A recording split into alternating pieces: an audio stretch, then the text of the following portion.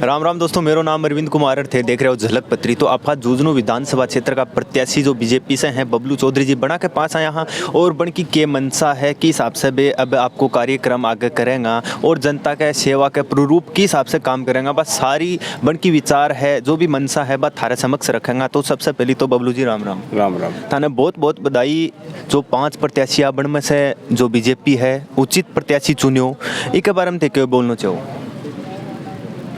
ये तो पार्टी की अपनी खुद की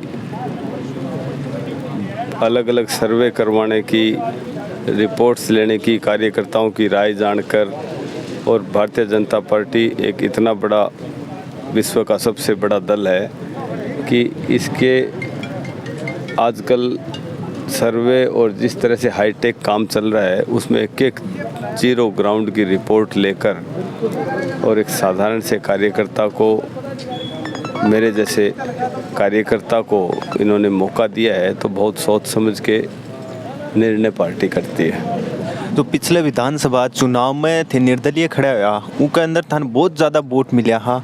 कठे न कठे बी मीटर ने देखता भी थाने मतलब कि जो थारी दावेदारी देखता टिकट मिली है, यह चीज़ मानो थे? टिकट मिलने के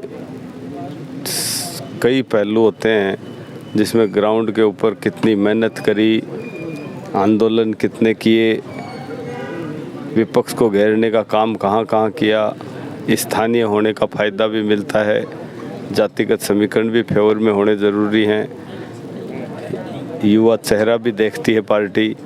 तो उनके कई तरह के पैमाने हैं और उन पैमानों पे जो आदमी फिट बैठता है उसको टिकट दी जाती है। टिकट एक ही आदमी को मिलती है। सारे विधानसभा क्षेत्र में टिकट मांगने वाले टिकटार्थियों की संख्या खूब होती है, लेकिन फैसला एक के ऊपर ही होता है। तो उसी तरह झुंझुनू विधानसभा में पार्टी ने निर्णय लिया।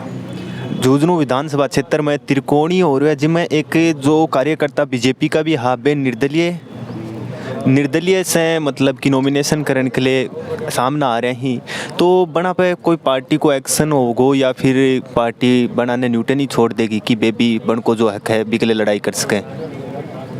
ये उनका व्यक्तिगत फैसला है।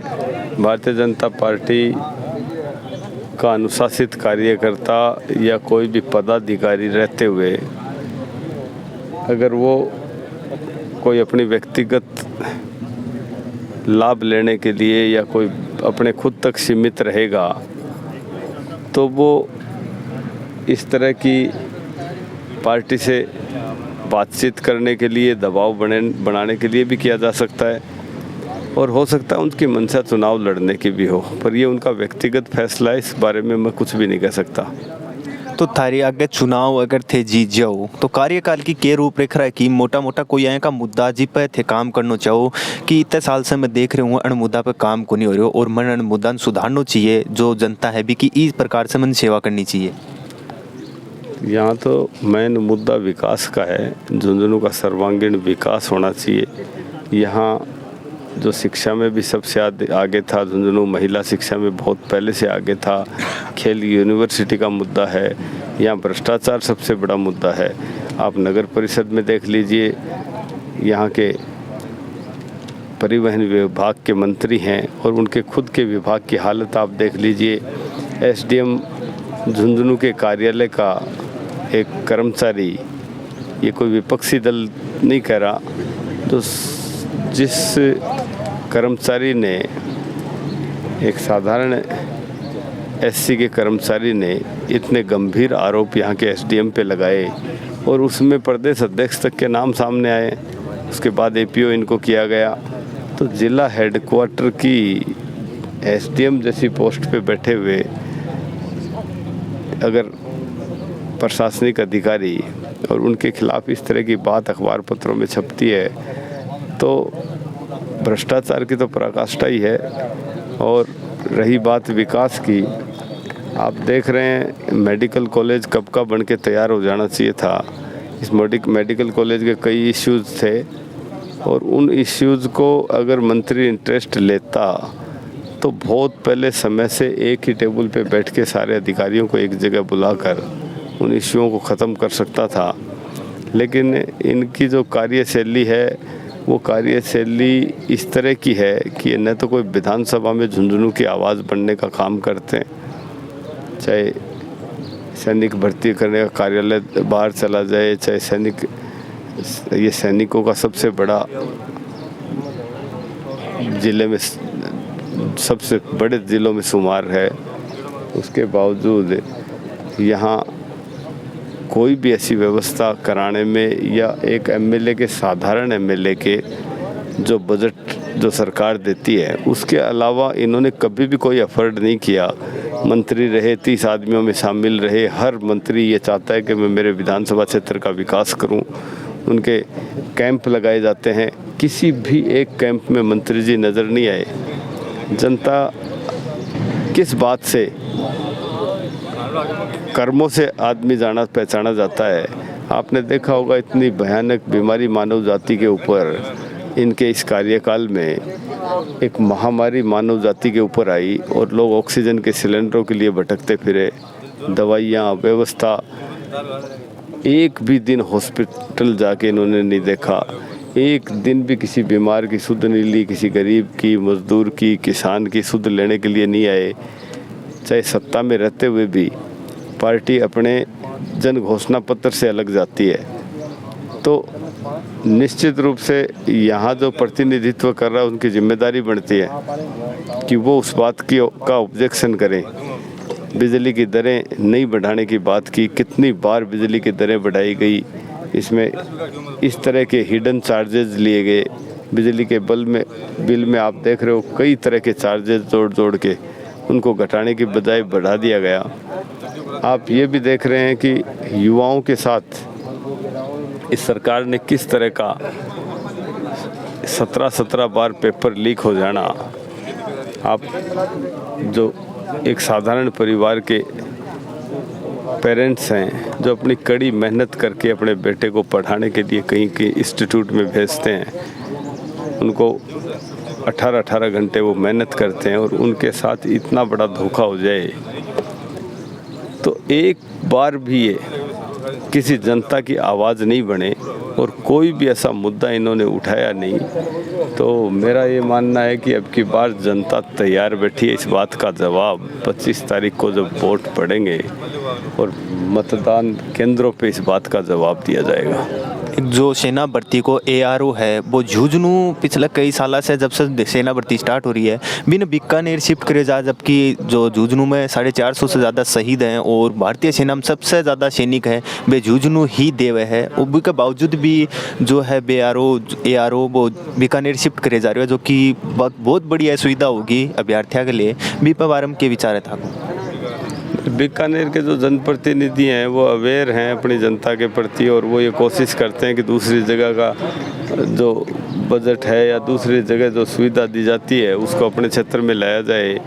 लेकिन अपना विधायक, अपने मंत्री जी तो एक भी दिन इस बात के ऊपर बोले नहीं कि ये किस तरह से ये अखबारों में खबर छप रही हैं, ये क्या कारण है कि ये बात क्यों चल रही है। इस बारे में भी कोई भी उन्होंने संतोषजनक बात नहीं कही। और यही नहीं, आप लंपी की बीमारी आई, लंपी की बीमारी में भी हम यहाँ के कृषि मंत्री से मिलकर सारी की सारी गौशालाओं में सब में दवाइयाँ, उपचार के लिए कैंप लगवाए गए।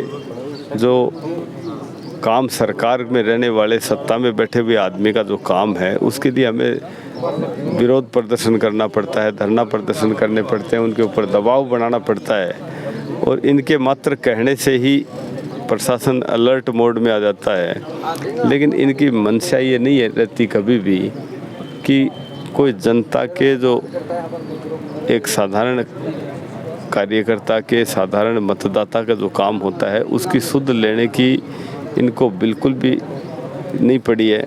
ये अपने मंत्री पद को पाने के लिए गुड़गांव होटल में जाके बैठ गए, अपनी खुद की सरकार को गिराने का षड्यंत्र करते रहे। ये बात तो जग जाहिर है, इनके खुद के मुख्यमंत्री बोलते हैं। तो ये अपने निजी स्वार्थ के लिए किसी स्तर पे भी जा सकते हैं, लेकिन जनता की सुध लेने की इनको बिल्कुल भी नहीं पड़ी है। और अब की बार जनता इस बात से परेशान होकर एक स्थानीय आदमी को यहाँ से भारतीय जनता पार्टी के फूल को खिलाने के लिए तैयार बैठी है। तो भारतीय जनता पार्टी का जो कार्यकर्ता ही जो समर्थक ही बना के लिए कोई मैसेज देना चाहो थे? मैं तो भारतीय जनता पार्टी के समर्थकों से यही कहना चाहूँगा कि अब की बार मौका है इनसे छुटकारा पाने का।